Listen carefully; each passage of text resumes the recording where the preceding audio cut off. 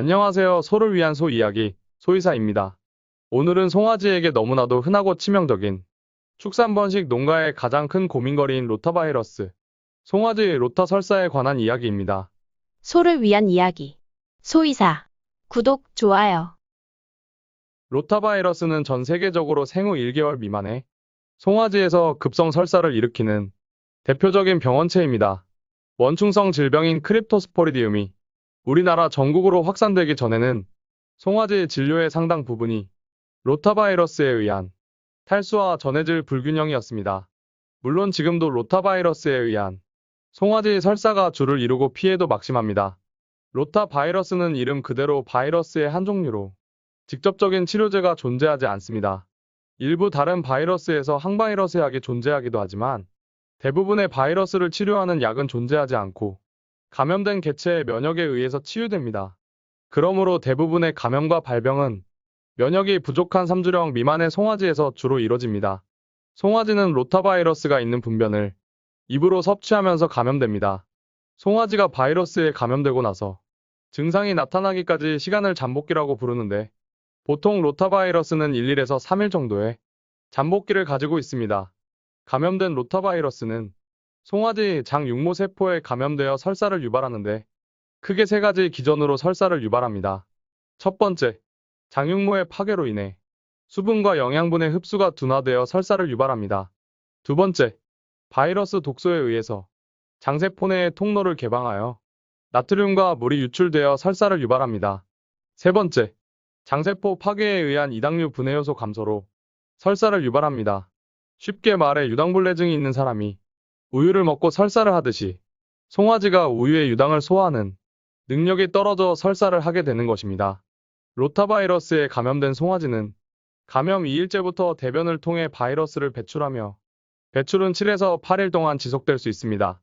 또한 송아지에 따라 로타 설사는 3일에서 길게는 일주일 이상 지속될 수 있습니다. 로타 설사에 감염된 송아지는 탈수, 전해질 불균형, 우유 소화 불량으로 점점 기력 저하가 나타나고 그로 인한 섭취량 감소로 더욱 심한 탈수와 영양 부족 상태로 이어져 사망에 이르기도 합니다. 소를 위한 이야기. 소이사. 구독, 좋아요. 모든 질병이 그렇지만 로타바이러스를 이겨내는 가장 좋은 방법은 예방입니다. 예방에 관련해서는 추후 면역과 초유에 대한 영상을 만들 예정이므로 나중에 자세히 다루도록 하겠습니다. 송아지가 로타바이러스로 설사를 시작했다면 가장 현명한 치료법은 초기에 치료를 시작하는 것입니다.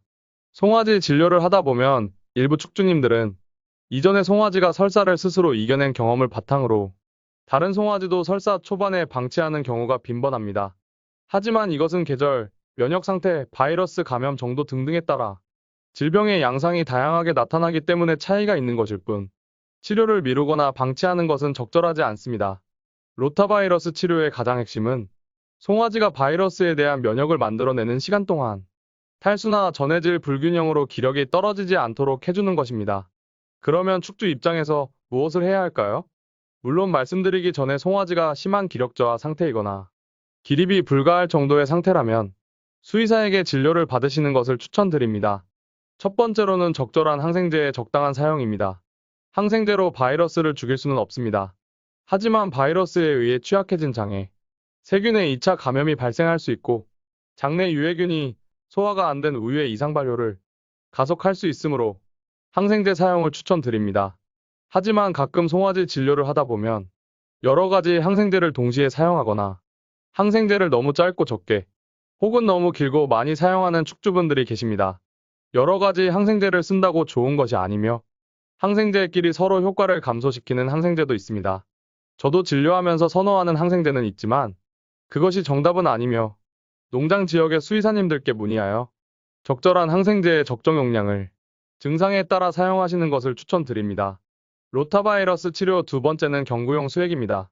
이미 해외 축산 선진국의 농장에서는 경구용 수액을 송아지 설사 치료 프로토콜에 적극 사용하고 있습니다. 우리나라에도 판매되고 있는 경구용 수액 제품도 많고 경구용 수액을 먹이는 위장관 튜브 등이 많이 출시되어 있습니다. 하지만 아직 농장에서 적극적으로 활용하고 있는지는 의문입니다. 로타바이러스에서 조기 치료가 중요하다고 하지만 축주 입장에서는 딱히 항생제 주사 말고는 해줄 것이 없는 것이 현재 송아지 치료의 문제입니다. 그렇다고 질병 초기에 기력이 있는 송아지를 보정하여 혈관으로 링거를 맞추는 것은 송아지에게도 스트레스이고 적절한 치료가 아닙니다. 설사 초기에 약간의 탈수와 전해질 불균형의 상태에서 해줄 수 있는 최고의 방법은 경구용수액을 먹이는 것입니다. 저는 위장관 튜브를 통해 경구용수액을 먹이는 방법을 추천드리는데 질병 초기 축주가 쉽고 확실하게 경구용수액의 수분과 전해질을 공급할 수 있기 때문입니다. 이로 인해 송아지가 면역을 만드는 시간 동안 기력을 유지해 바이러스를 이겨낼 수 있습니다. 소를 위한 이야기. 소의사. 구독, 좋아요. 로타바이러스는 전염성이 높고 환경에 영향을 덜 받으며 소독제에도 비교적 저항성이 있습니다. 저는 로타바이러스로 인해 송아지가 죽는 경우를 수도 없이 봐왔습니다. 하나의 생명의 죽음이 너무 마음 아프고 축산농가의 1년 노력이 물거품이 되는 것도 정말 안타깝습니다.